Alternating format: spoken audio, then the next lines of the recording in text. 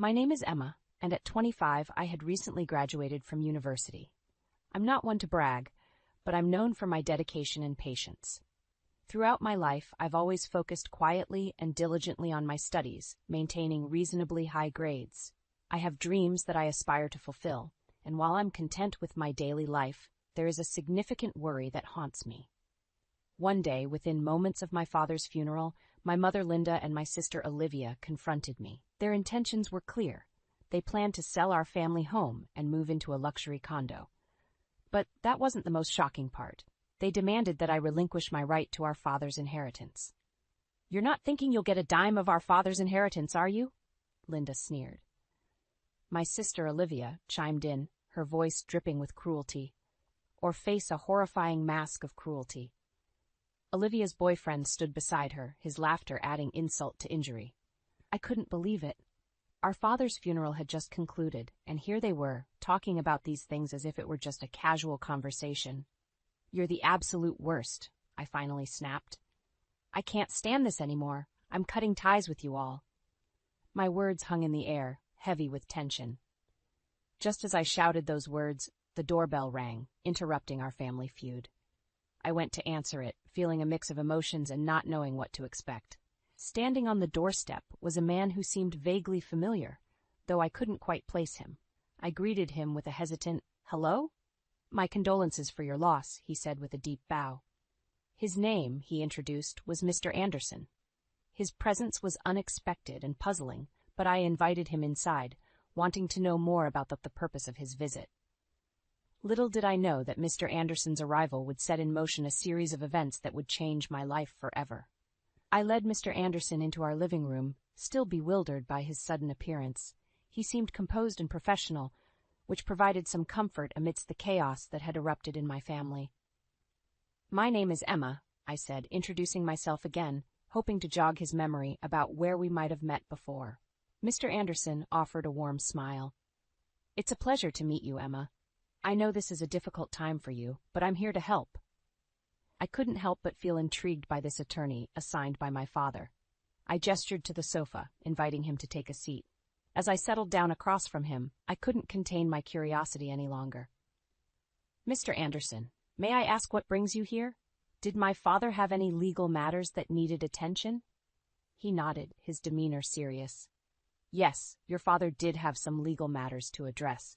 But before we dive into that, could you tell me a bit more about yourself and your family?" I hesitated for a moment, unsure of how much to disclose to a stranger. However, there was something about Mr. Anderson's presence that made me feel comfortable. I shared the basics of our family structure, explaining how my mother, Linda, and my sister, Olivia, had presented me with their plans to sell our family home and claim our father's inheritance, leaving me with nothing. Mr. Anderson listened attentively, his expression unreadable.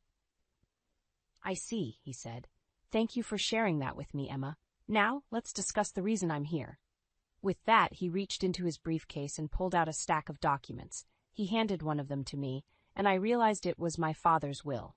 I scanned the document, my heart racing as I read the words carefully. "In his will," Mr. Anderson began, "your father designated you as the sole beneficiary of his inheritance."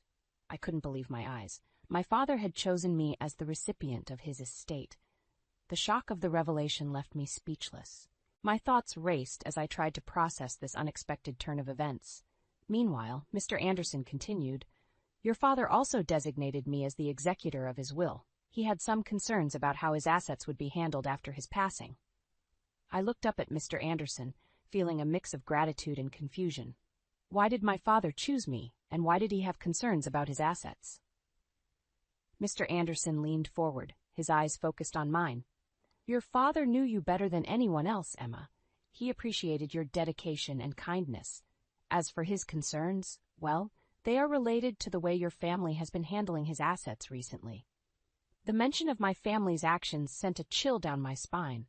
What had they been doing? And what had my father seen that troubled him?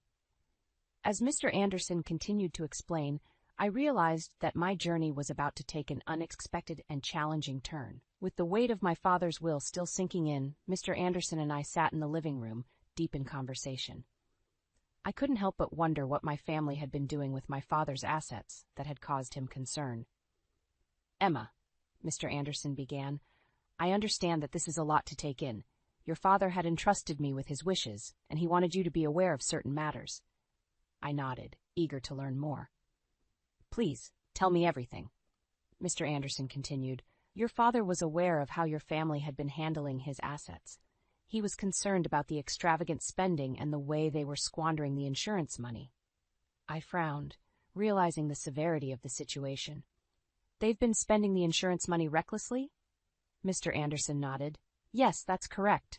They've purchased a luxury condominium, an expensive car, and indulged in lavish spending on various luxuries.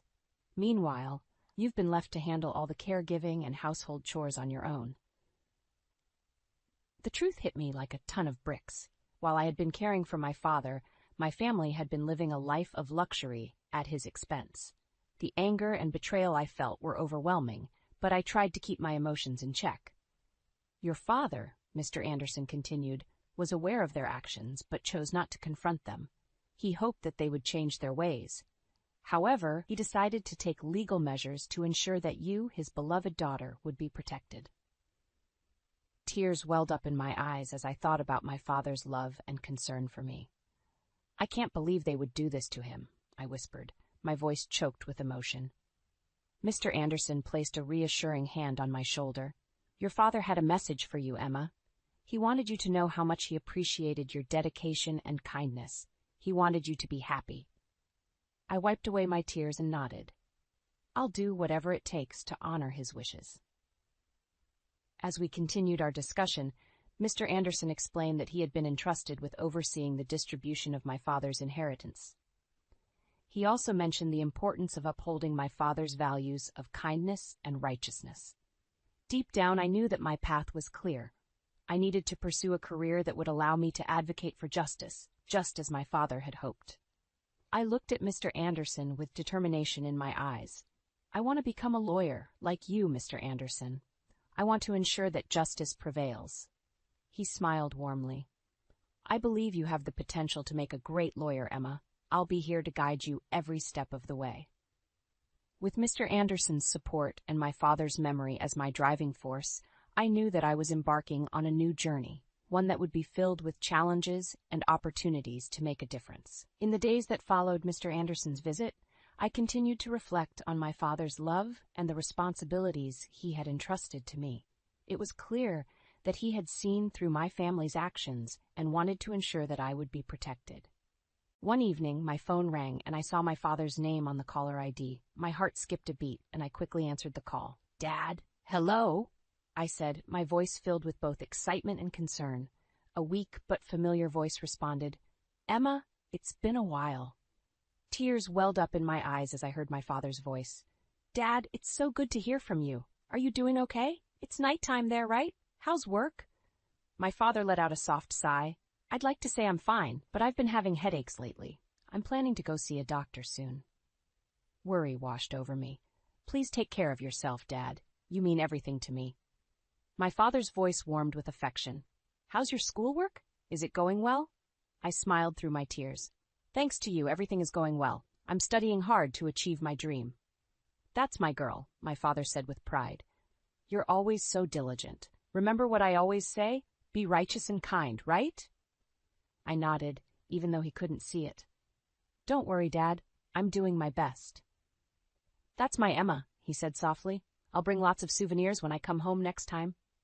We continued to talk, sharing stories and laughter, despite the physical distance between us. My father's voice was a comforting presence, and I cherished every moment of our conversation. After that conversation, I hung up the phone, feeling a deep sense of gratitude for the father who had always been there for me. My family was well off, thanks to my elite father who had worked tirelessly around the world. Although he had often been away from home, he had showered me with love whenever we had the chance to meet. I adored him dearly, and he had been my rock, providing me with the strength to endure the challenges that my family had thrown my way. His words echoed in my mind, "Be righteous and kind, Maggie." It was a mantra that had guided me throughout my life, and it would continue to do so as I faced the trials that lay ahead. Several months passed, and I had just graduated from university. I had put my dreams on hold to care for my father, dedicating myself to his well-being.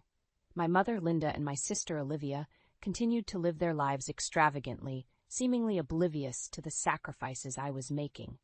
One day, shortly after my graduation, a chilling event occurred. My mother, Linda, burst into my room, her face as pale as a ghost. She looked distraught, and I could tell something was terribly wrong. "Emma, that is," she stammered, struggling to find the words. My heart raced as I waited for her to continue. It was clear that something had happened to my father. Linda finally managed to speak. "Your father collapsed at the airport as soon as he returned home. He's been rushed to the hospital." I felt a wave of shock and fear wash over me. My father, who had always been a pillar of strength, had now fallen ill. Without a second thought, I rushed to his side. Olivia, my sister, accompanied us to the hospital. The doctor informed us that our father had likely suffered a stroke. Despite extensive treatment, his condition barely improved. He was left with severe physical paralysis and struggled to speak properly. It was heartbreaking to see him in such a vulnerable state. As I dedicated myself to caring for my father, I couldn't help but plead with my mother and sister to help. "Mom, Ashley, if you helped with Dad's care once in a while, I'm sure he'd be really happy." Their response, however, was always the same. "We're too busy. We've left Dad's care to you." My father's condition deteriorated, and I found myself taking on more responsibilities. I ensured he could see outside by keeping the curtains open, prepared specially crafted meals for him, and arranged fresh flowers daily to brighten his room. I even sought help from professional caregivers, but I did everything with all my heart. Remembering my father, who had worked tirelessly for us and showered us with love, I was determined to do everything I could for him. Whenever times got tough, I would recall his words, "Maggie, always be righteous and kind." Those words gave me the strength to carry on, even in the face of adversity. One day, while cleaning the house, I overheard a conversation between Linda and Olivia that left me in shock. They were talking about my father's insurance money and his inheritance. "Thanks to Dad's insurance money," Linda said with a smirk, "I was able to buy the bag I wanted." Olivia chimed in, "I know, right? Thanks, Dad. Maybe I should get a new wallet, too." My heart sank as I listened to their callous remarks. They were celebrating their purchases with the money meant for my father's care. But what Linda said next was even more shocking. "If Dad were gone, we'd receive a few $100 million from his life insurance and inheritance," she said casually. "He's been saving up through his job and investments." Olivia eagerly joined in. "Wow, Mom, then we should totally buy a luxury condo. And my boyfriend could live with us." Linda added, "I wish Dad would hurry up and die." I couldn't bear to listen any longer, and I quietly left the scene. My father was struggling to stay alive, and yet they were spending his insurance money and dreaming about a luxury condo from his inheritance, wishing for him to die sooner. The anger and despair I felt were overwhelming, but I knew I couldn't confront them without saddening my father further. So I pretended I hadn't heard their conversation and continued to devote myself to his care. Days turned into weeks, and I continued to care for my father with unwavering dedication. Despite the growing resentment I felt towards my mother, Linda, and my sister, Olivia, their selfishness and callousness knew no bounds, and it was clear that they had no intention of supporting our father in his time of need. I received help from professional caregivers, but I made sure to be actively involved in every aspect of my father's care. I would talk to him, read his favorite books, and do my best to keep his spirits up, even though his condition had not shown significant improvement. Every day was a struggle, but I was driven by my father's words. "Maggie, always be righteous and kind." Those words were a reminder of the values he had instilled in me, and they became my guiding principles.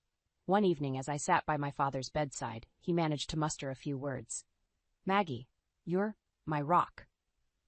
Tears welled up in my eyes as I held his hand gently. "Dad, I'm here for you always." He smiled weakly, and his eyes filled with gratitude. It was moments like these that made me determined to continue caring for him despite the difficulties. However, a few months later, my father suffered a recurrence of his stroke, and his condition deteriorated rapidly.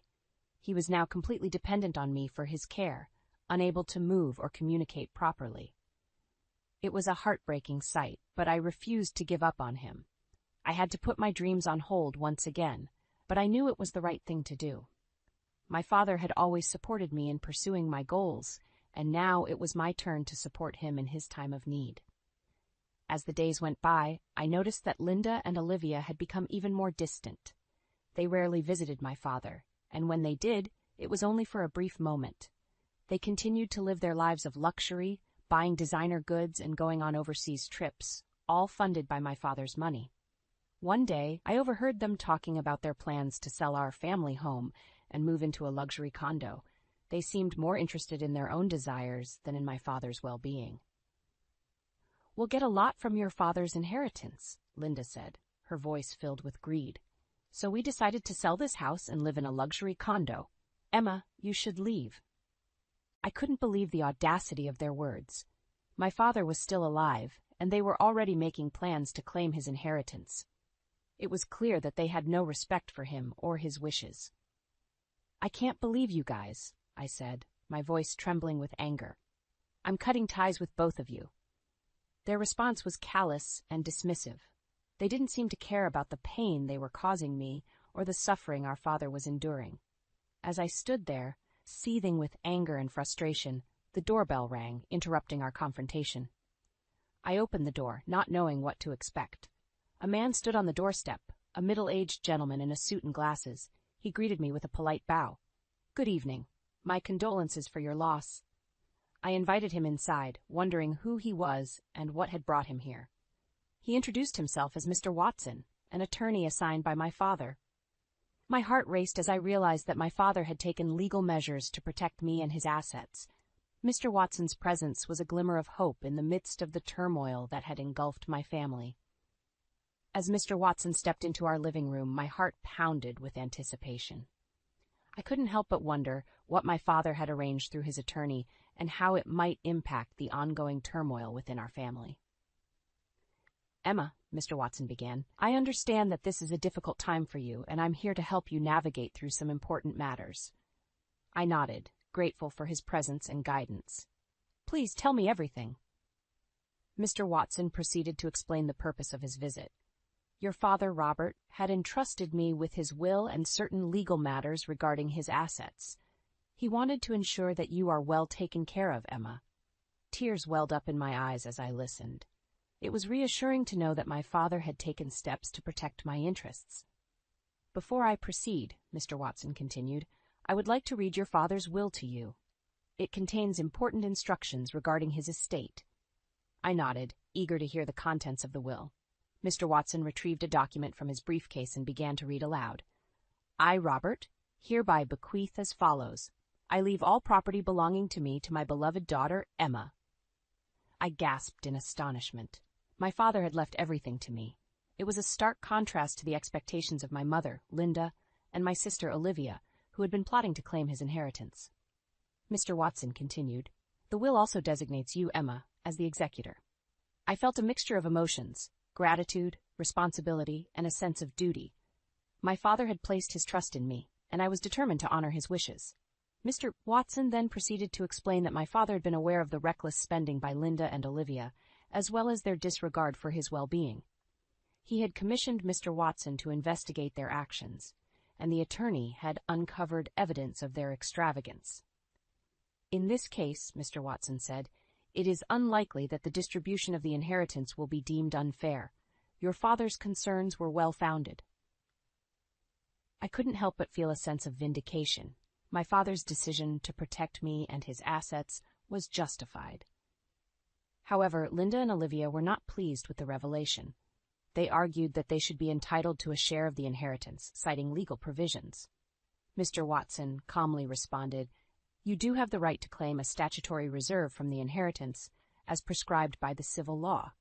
However, given the evidence of your extravagant spending and disregard for your father's well-being, it is unlikely that such a claim will be successful." Their faces paled as they realized the implications of their actions.